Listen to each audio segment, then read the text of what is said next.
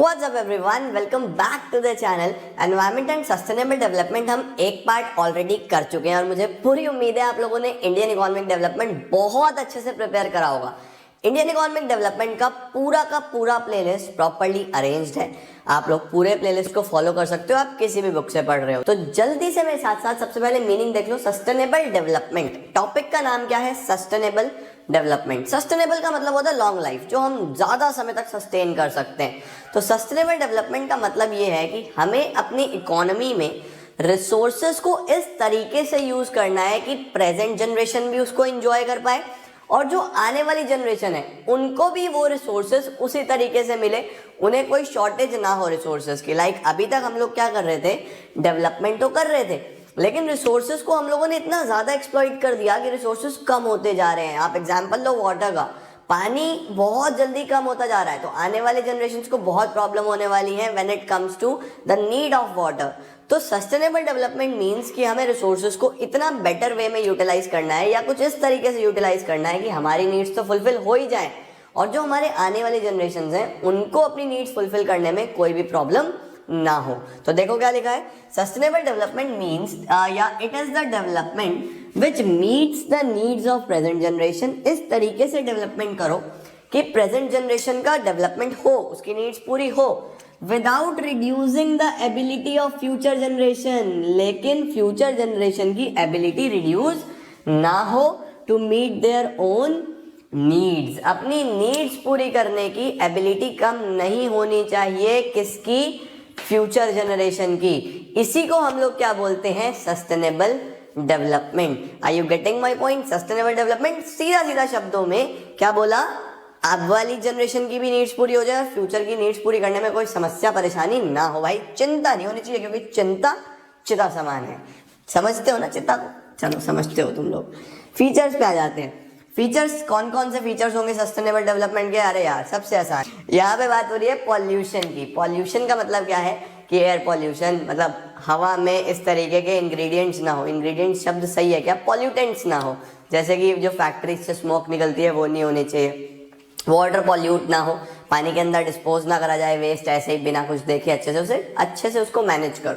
उसके बाद noise pollution ना हो, एयर हो गया, वाटर हो गया, लैंड पॉल्यूशन सबसे बड़ा पॉल्यूशन, वो भी नहीं होना चाहिए। तो सबसे पहले अगर आपको सस्टेनेबल डेवलपमेंट आप चाहते हो तो पॉल्यूशन पे कंट्रोल लगाओ, साथ साथ पॉपुलेशन पे भी लगा लो, अपने आप इस पे कंट्रोल हो जाएगा। No reduction in ability of future generation. इसका एक कैरेक्टरिस्टिक डेफिनेशन में आया था कि इस तरीके से रिसोर्सेज को यूज करा जाए कि फ्यूचर की जो जनरेशन्स हैं उनकी कैपेसिटी पे कोई रिडक्शन ना हो, मतलब वो भी अच्छे से यूटिलाइज कर पाए। Rational use of natural resources. Rational समझते हो? समझदारी भरे यूज। रेशनल का मतलब क्या होता है? समझदारी से यूज करा जाए। ये नहीं कि बस अपने बारे में सोचते रहो, पेड़ काट काट के अपने मकान दुकान बनाते रहो। आने वाली जनरेशन कहाँ रहेगी भाई? ऑक्सीजन कैसे आएगा उन लोगों को? बड़ी दिक्कत हो जाएगी, समस्या, जी नहीं पाएंगे। तो रेशनल यूज करो रिसोर्सेज का। सस्टेन्ड राइज, दोनों बढ़ने चाहिए। क्या क्या? रियल पर कैपिटा इनकम भी और इकोनॉमिक वेलफेयर भी। दोनों चीजों पे ध्यान दो भाई और बहनों, पैसे पे भी और किस चीज के ऊपर? इकोनॉमिक वेलफेयर पे भी। जितना आप लोग पेड़ काट काट के अपने बिजनेसेस मकान दुकान बना रहे हो ना, उतना ही पेड़ लगा भी दो। तो फीचर्स में ये सभी पॉइंट्स लिखने हैं आपको।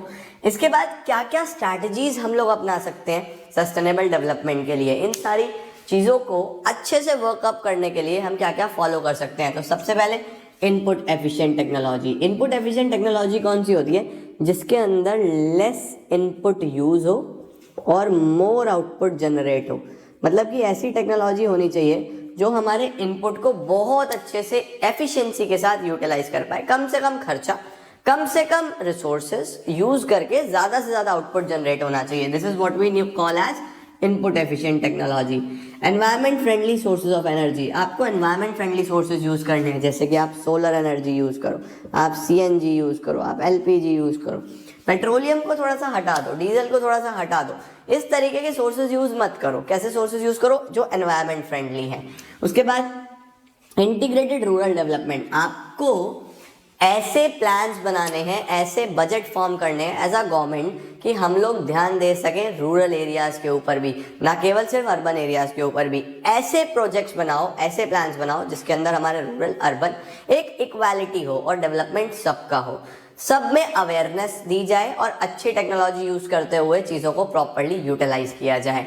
इसके बाद management of waste. Management of waste, फिर से वही बात है कि आपको वेस्ट को ऐसे ही नहीं फेंकना, ऐसे ही फेंक दोगे तो क्या होगा, बहुत ज़्यादा पॉल्यूशन होने वाला है। तो सस्टेनेबल डेवलपमेंट तो भूल जाओ। वेस्ट को प्रॉपरली डिस्पोज करो, वेस्ट मैनेजमेंट टेक्निक्स यूज़ करो, वेस्ट मैनेजमेंट प्लांट्स लगने चाहिए, गवर्नमेंट एनकरेज करे, गवर्नमेंट अपने बजट में इस तरीके की चीज़ें इंक्लूड करे कि जिससे हमारे रिसोर्सेज सेव हो सकें और हम ज़्यादा से ज़्यादा यूज़ कर सकें हमारे नेचुरल रिसोर्सेज का इन अ बेटर वे।